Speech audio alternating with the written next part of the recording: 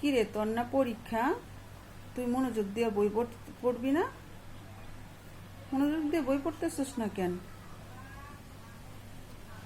কোথায় মা? এই যে আমি বই পড়তেছি, তুমি দেখতেছো না? তুই, এই যে আমি বই পড়তেছি।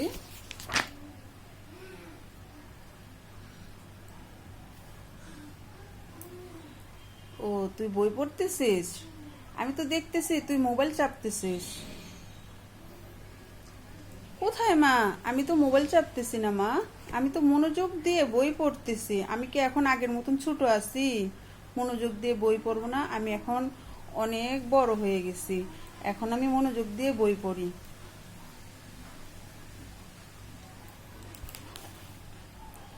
তাহলে ওই বইয়ের ভিতরে কিসের আলো জ্বলতেছে? ও মা, বইয়ের ভিতরে তো আমার মনের আলো জ্বলতেছে।